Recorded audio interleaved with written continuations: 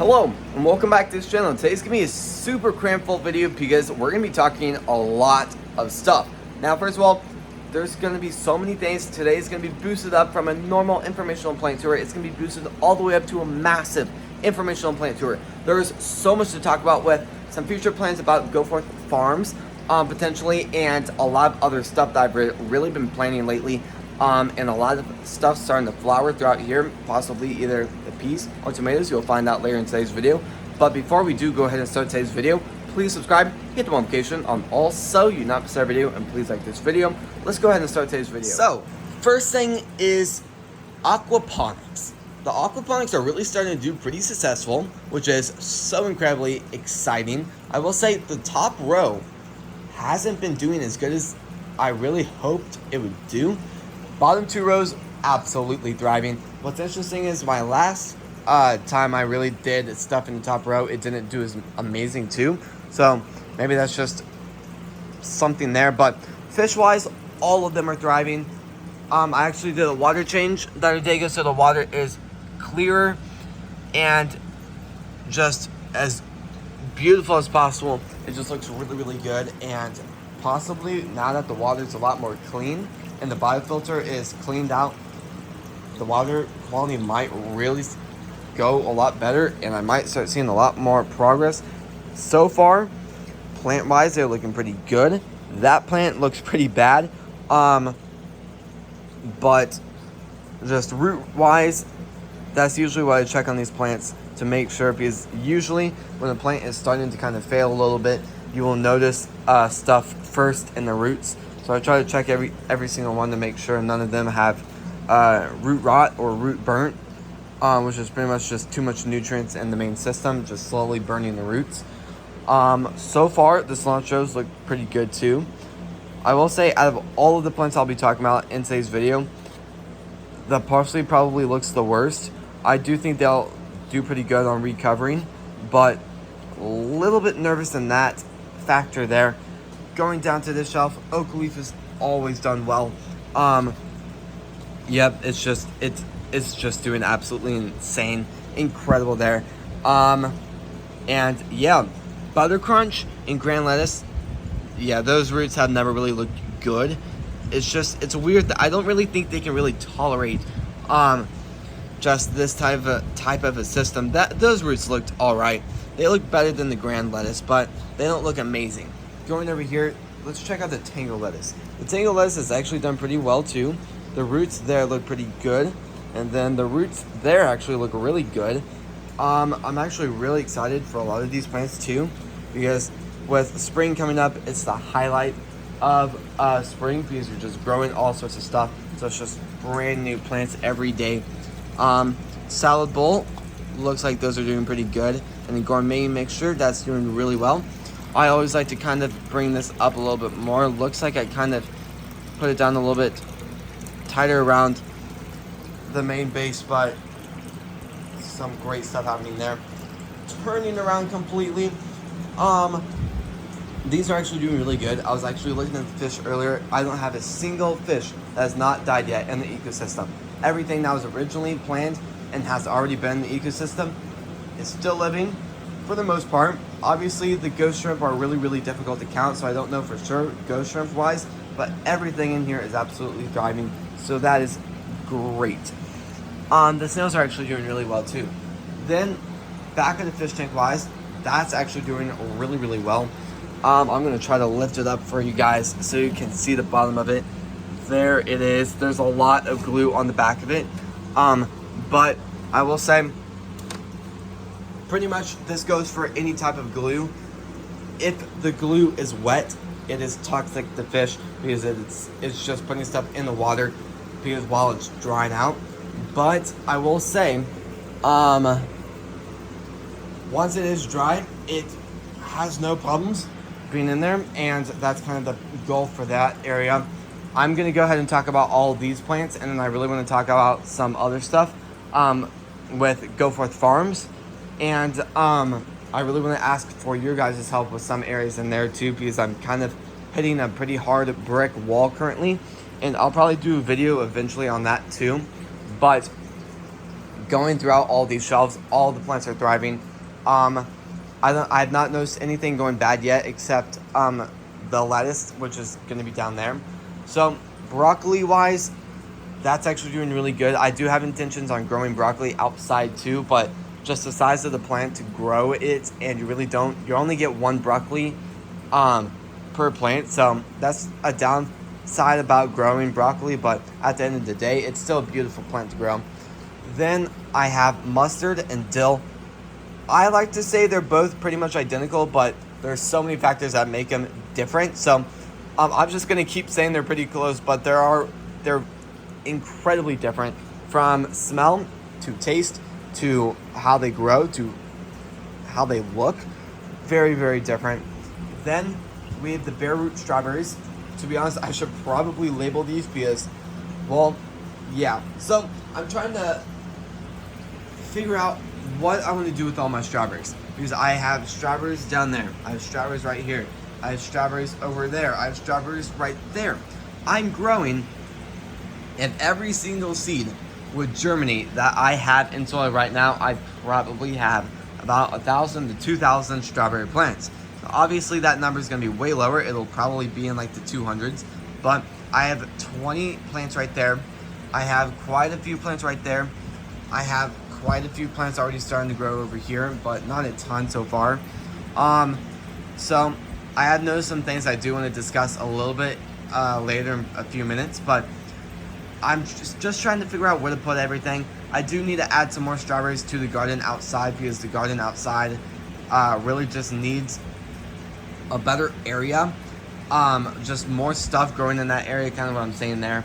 But I might do that, I might not. I'll have to kind of look more into it. But so far, if anything would go, it will probably be the bare roots, because they've really just, the chances of them thriving outside better than the other ones are a lot higher.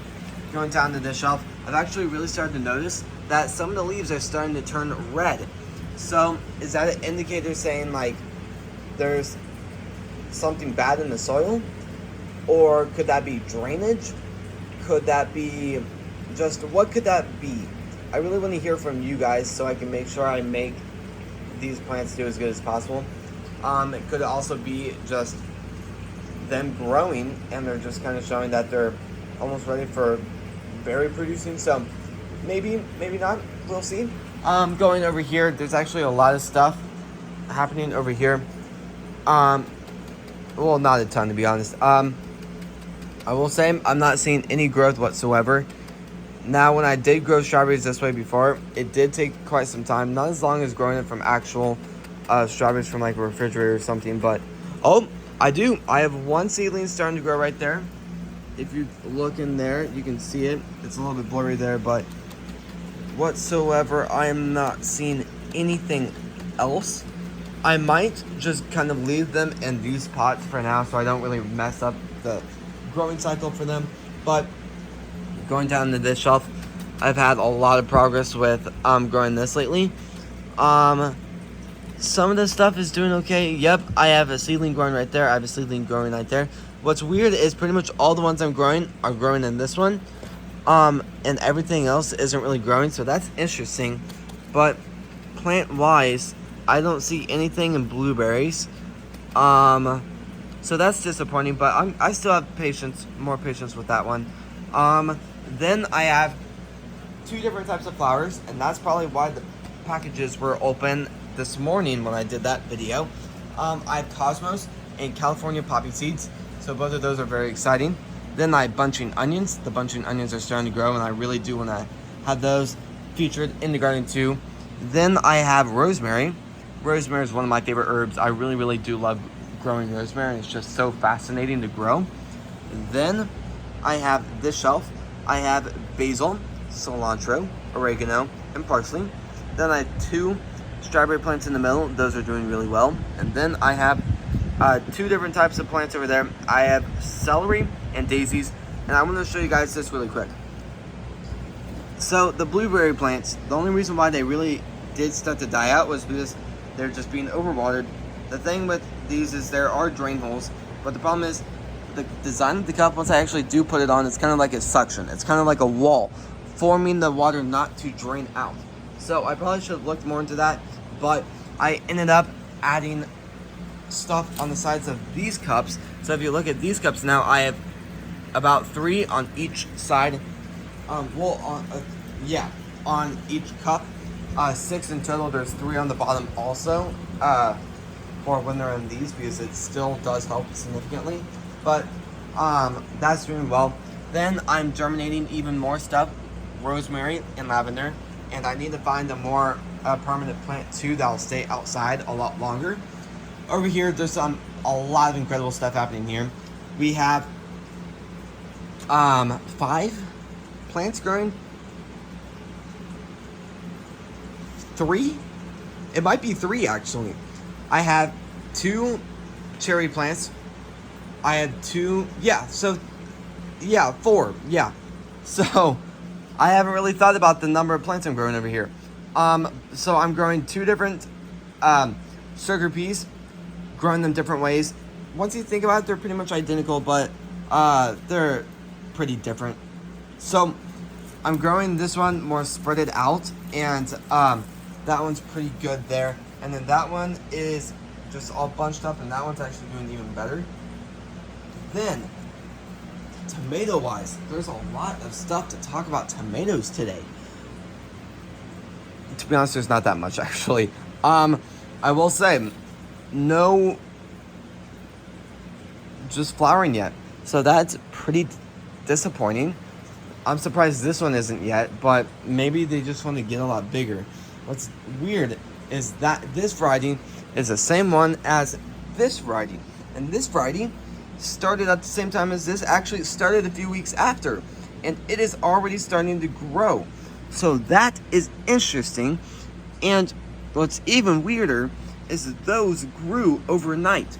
Because I was in here last night and those were not on the plant. Because I remember looking through each plant, making sure to see if just all of that stuff, and I did not see anything. So that's weird. But I'm not seeing anything else starting to go. But I'm going to show you guys in a second how to get those to start growing fruit in a second. But actually, I have one more plant to talk about. That's what I'm forgetting. I have 2 different types of blueberry plants. Now, blueberry did not do good last year. Blueberries don't do as good in the Missouri area, but I will say I'm going to try again. The plants weren't as expensive as the one I had outside originally, but I'm still pretty excited. This plant is starting to grow too. Doesn't need to kind of chill out on watering though, but yeah. So plant-wise, the video is pretty much done for talking about plants, but let's go grab a brush and I'm going to show you guys. So I have 3 different types of brushes in here. I have this one, which is more of a, Then I have this one, and this one's a great one to kind of dab onto that flower. But I really do recommend this one for delicate flowers. There's the word. I couldn't find the word there. But I will say, these ones especially are very, very delicate, so I have to be as careful as possible. So, let me set up the camera really quick and I'll show you guys how to do this. So, I really do love this part because it's just so fun to try this out. All you want to do, grab a hold of those flowers, be very, very gentle. These flowers especially are very, very fragile. All you want to do is go around it. Try to get as much pollen off of that as possible, and then you want to go over to the next one. Do the same thing. And just try to spread it like that. Obviously, the leaves on the flower aren't going to do as good after this process, but just go back and forth. Now, since there are 2, it's going to be a little bit different because I'm just going to have to keep going up to each one, doing it. But that's all it takes to really get them to start. And then in the next week, we should have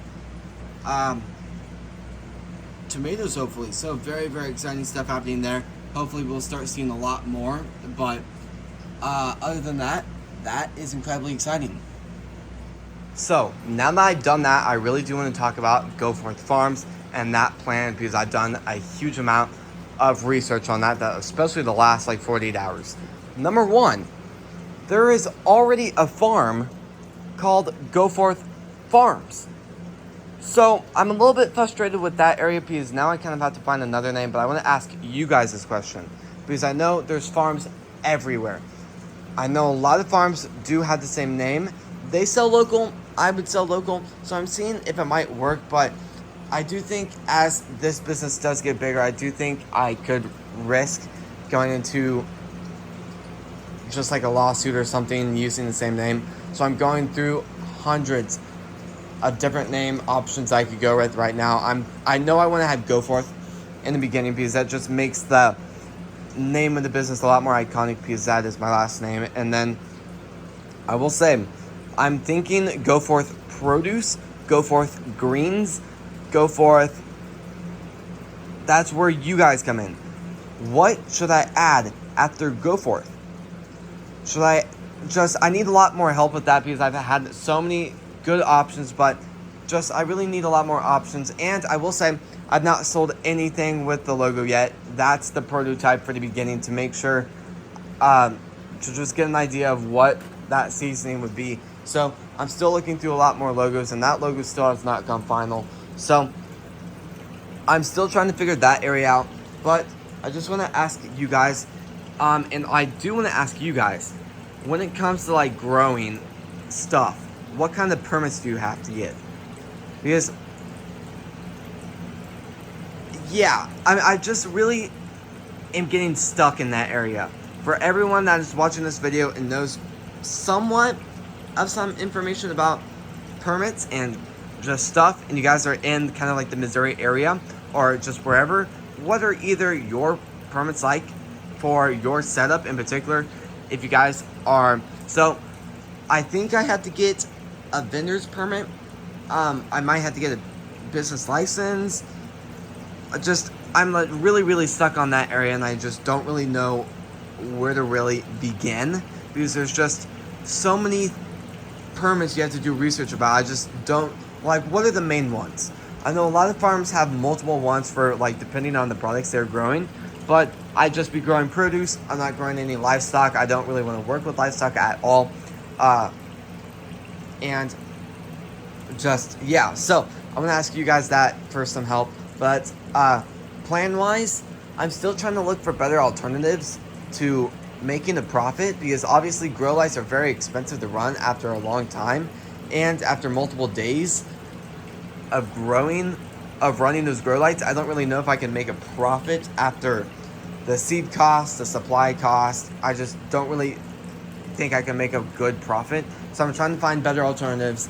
I think I do want to start that business in like 2 years. So that could give the LED market some more time to make the LEDs a lot more better and a lot more efficient and cheaper, hopefully. So I'm looking through those areas, and theoretically, I think my top plants would probably be like strawberries and lettuce and different types of herbs, possibly. Just, I want to give my customers a good option, a good variety of the crops. I just don't want to give them like here's 2 crops, pick one. I just want to give them a good selection, and that's the plan for right now. So I'm still looking through stuff like crazy, still trying to find out like website stuff, the actual plan for growing in this type of a community, and just I just really want to talk about it on this channel because I really wasn't planning to say this much on today's video, but I just kind of feel like I've hit a brick wall on planning, and I really want to ask your guys' help. To everyone that's already gotten these permits, all these like name-wise stuff, please comment that down. I just really feel like I've hit a pretty big brick wall. But other than that, if you guys have any questions about this type of setup, like the supplies, the seeds I'm using, I really love to answer any of your questions also. And yeah, this is going to be the end of the video. So if you guys like these types of videos, please subscribe, hit the notification on all so you not miss our video, and please like this video. This is going to be the end of the video. So I just really want to thank you all so much for watching today's video and supporting the channel. And I'll see you guys tomorrow when we post next. Peace.